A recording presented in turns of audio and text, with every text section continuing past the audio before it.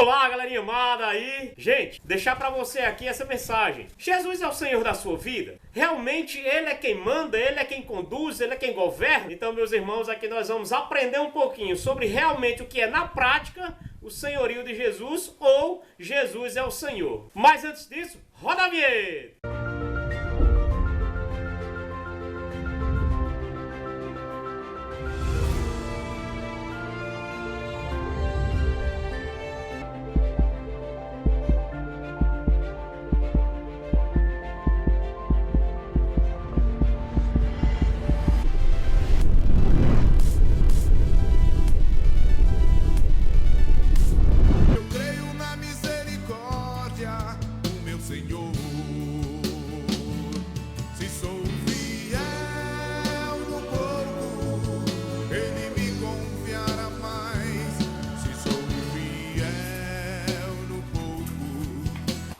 Gente, você vendo este vídeo, você vai estar nos ajudando a concluir essa obra de construção, que nós vamos estar prestando um serviço social muito grande à sociedade. Se inscreva no canal, veja o vídeo completo, deixa o seu like aqui, tá certo? Hashtag tamo junto, gente, foi boa! Falar sobre o senhorio de Jesus ou Jesus é o Senhor. E aqui para dar um exemplo muito prático, para você poder estar entendendo desde já esta mensagem, dizer para você a respeito dos donos de escravo, os senhores feudais. Havia ali os donos de escravos, onde aqueles escravos realmente eles tinham dono. Então eles não podiam fazer nada, eles não tinham liberdade. Tudo que eles faziam era pelo comando do seu dono e sob a vigilância dos capatazes ali. E aí, por exemplo, se por acaso naquela época havia, se houvesse ali um dono de escravo, que tivesse um escravo que fosse, por exemplo, artista, que soubesse esculpir, fazer um jarro, fazer uma pintura em uma tela, coisa do tipo, fazer um móvel bonito, não iria a assinatura do escravo, iria a assinatura do dono dele. Por mais que o dono dele não soubesse fazer bolufas nenhuma, mas o nome que iria ali era o nome do dono dele. Então, o escravo ele não tinha voz, ele não tinha vez, por mais que ele soubesse fazer alguma coisa, a palavra já está dizendo, ele era um escravo, ele tinha um dono, e o dono era quem mandava realmente nele. Então, trazendo essa alegoria para vocês aqui, dizer para você que Jesus, ele é o Senhor. Ele é o nosso dono. E nós vamos entender tudo isso a partir das palavras que salvam. Então vamos lá. No livro de Colossenses, no capítulo 1, no versículo 13 e 14, a palavra vai dizer assim, ó. Ele nos arrancou do poder das trevas e nos introduziu no reino de seu Filho muito amado, no qual temos a redenção, a remissão dos nossos pecados. Paulo falando aos Colossenses que uma vez nós estávamos sob o poder das trevas, sob o poder do pecado, mas Jesus, Ele nos resgatou, Ele nos comprou e Ele pagou o nosso resgate. De que forma? Através da sua morte e morte de cruz. Em Colossenses ainda, no capítulo 2, no versículo 14 e 15, a palavra ainda vai dizer assim, olha bem. Cancelado o documento escrito contra nós, cujas prescrições nos condenavam, aboliu-o definitivamente ao encravá-lo na cruz. Olha, gente. Nós tínhamos um documento que nos escravizava. Que documento era esse? Nós estávamos sobre a lei do pecado. E aí, quando Cristo veio e morreu numa cruz por nós, a sua crucifixão ali também foi pregado em Jesus, no corpo dele, todos os nossos pecados. O profeta Isaías já vai profetizar isso, Ele carregou sobre si os nossos pecados, fomos curados pelas suas chagas. No versículo 15 ele vai dizer, expoliou os principados e potestades e os expôs ao ridículo, triunfando deles pela cruz. Olha que lindo, gente, olha que bela a palavra de Deus quando ela vai dizer que Ele nos salvou, Ele expoliou os principados. O que é isso? As guerras antigas, quando um exército saía vitorioso de um outro exército, então eles pegavam ali e aprisionavam aqueles que perderam a guerra. E eles entravam na cidade triunfando ali. E aquelas pessoas que estavam sendo aprisionadas, o exército que tinha perdido a guerra, eles entravam nus na cidade, o exército vitorioso à frente triunfando, e aquele outro exército que perdeu entravam nus e era esculachado, escorrachado ali por toda aquela cidade, por toda aquela população que estava vendo aquilo ali, ou seja, ele era ridicularizado. Então Jesus fez isso conosco, uma vez que ele nos salvou, ele ridicularizou, ele expoliou as forças e potestades, as forças do mal espalhadas pelos ares que nos escravizava. É claro que nós estamos ainda travando esta luta contra o pecado, mas uma vez que Jesus já pagou o nosso preço, nós somos livres e vamos entender um pouco a respeito da liberdade em Cristo Jesus. Gente, em 1 Pedro, no capítulo 1 e no versículo 18 a 19, vai dizer assim, ó: porque vós sabeis que não é por bens perecíveis, como a prata e o ouro, que tendes sido resgatados da vossa vã maneira de viver, recebida por tradição de vossos pais, mas pelo precioso sangue de Cristo, o Cordeiro imaculado e sem defeito algum, aquele que foi predestinado antes de toda a criação e do mundo. Olha bem, gente, nós somos comprados por um preço, e esse preço não é um bem perecível, como ouro e como a prata, mas pelo sangue de Cristo. Então Cristo nos comprou. Significa dizer o quê? Que nós temos um dono. Jesus, ele tem todo o direito sobre nós. Jesus, ele tem o direito de governar, de reinar, de conduzir, de fazer as coisas acontecerem em nossa vida.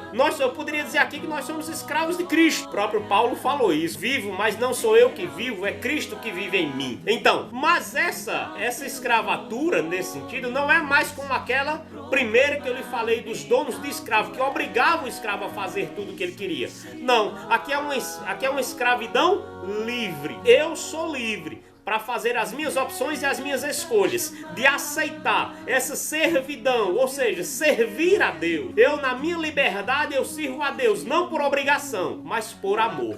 E você, meu irmão, minha irmã, você já serve a Deus? Qual é o seu compromisso com Deus? Qual é o seu compromisso com Jesus? Aquele que te salvou, aquele que te libertou, aquele que deu a vida por você, aquele que derramou sangue por você, aquele que é o Senhor da sua vida. Você já serve a Ele?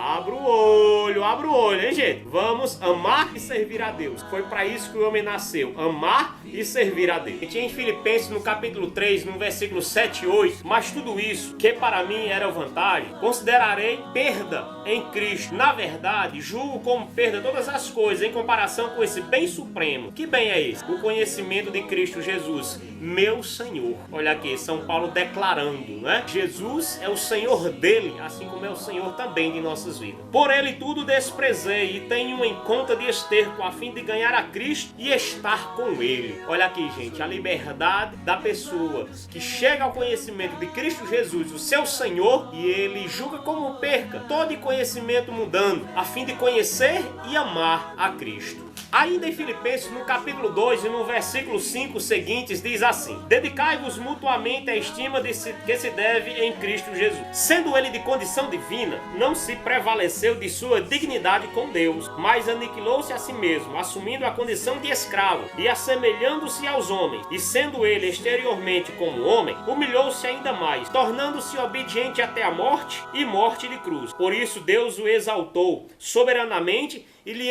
outorgou um nome que está acima de todos os nomes, para que ao nome de Jesus se dobre todo o joelho, no céu, na terra e nos infernos, e toda língua confesse para a honra e glória de Deus Pai que Jesus Cristo é o Senhor. Essa passagem, ela define de maneira muito concreta o senhorio de Jesus, sendo ele homem encarnado, o verbo divino se fez carne e habitou entre nós. Deus se faz homem. Olha que loucura de um Deus que se faz homem. Digo aqui uma loucura no sentido de nós podemos entender essas coisas, esses mistérios, gente. Ele não se prevaleceu de sua condição divina. Por quê? Porque Jesus, enquanto homem, ele era completamente homem, carnal. Ele não deixou de ser Deus. É isso que Paulo está dizendo aqui. Ele não prevaleceu de sua condição divina, mas humilhou-se, aniquilou-se, assumindo a morte de cruz. Por quê? Por obediência ao plano de amor e salvação que Deus tem para com cada um de nós. Por isso, se você ainda não viu os vídeos anteriores aí, Palavras que Salvam, veja que é uma trajetória explicando esse plano de amor e salvação. Então Jesus, ele foi obediente até a morte e morte de cruz. Por isso, pela sua obediência, Deus o exaltou.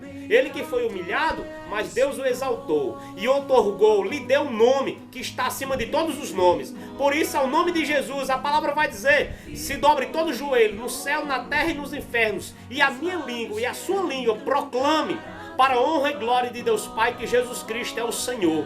E realmente Ele é o Senhor, gente. Nós podemos e devemos proclamá-lo, Jesus, como Senhor e Salvador de nossas vidas. Como é que eu faço isso na prática, Juan? Vou lhe dizer agora. Quando Jesus é o Senhor de nossas vidas, gente, está na hora da gente conversar sério. E aqui eu quero falar principalmente para você, católico, e até o público cristão. Quero falar para você, cristão aí. Deus vai exortar o povo de Deus para não exercer determinadas práticas que um povo pagão faziam antes de Moisés entrar naquela terra prometida. E aqui você pega na sua casa Deuteronômio capítulo 18. Mas aqui eu quero dizer para você, na prática, hoje, dizendo como nós vamos ver o senhorio de Jesus em nossas vidas. Por exemplo, gente, está na hora da gente parar de acreditar em coisas que não determinam a nossa vida. Por exemplo, se é Jesus quem conduz a minha vida, se é Jesus quem governa a minha vida, a sua voz e obedecer, então eu não posso acreditar em adivinhação, eu não posso acreditar em simpatia, eu não posso acreditar em horóscopo. Uma vez que eu cheguei ao conhecimento de Cristo Jesus, o cristão não acredita em horóscopo, o cristão acredita que ele é templo vivo do Espírito Santo. Então,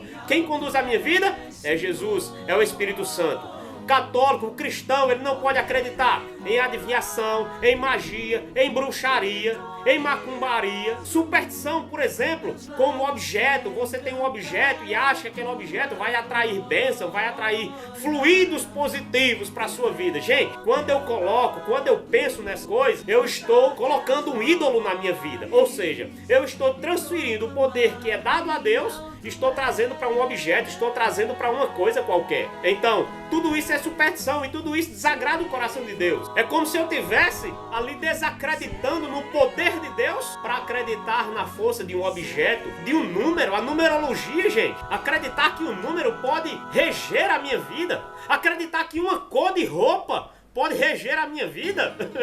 Gente, pelo amor de Deus. Então, assumir o senhorio de Jesus na minha vida significa abandonar essas práticas supersticiosas. Se você na sua casa, por exemplo, tem um objeto como pirâmide, como bruxinha, pêndulo, enfim, qualquer outro objeto que você acha que aquilo traz fluidos positivos para a sua vida, olhe, tire da sua casa, tire da sua vida, deixe de acreditar nessas coisas. Por quê? Porque quem conduz a nossa vida, gente, quem rege a nossa vida é Cristo Jesus, é a pessoa do Espírito Santo que habita em nós. Então, gente, aqui está mais do que na hora de você assumir plano de amor e salvação que Deus tem para com todos nós. Assuma Jesus como Senhor da sua vida realmente. E assumir Jesus como Senhor da minha vida significa também toda ação que eu vá fazer na vida, eu primeiro me perguntar, olha, se fosse Jesus no meu lugar, eu faria tal coisa? Se fosse Jesus no meu lugar, eu teria tal pensamento? Se fosse Jesus no meu lugar, ele aprovaria ou desaprovaria tais coisas? Então, assumir o senhorio de Jesus, declarar que ele é o Senhor da minha vida, significa dizer que ele pode controlar, que ele pode conduzir, que ele pode governar, que as minhas atitudes, que as minhas decisões vai ser tomada em conjunto com ele.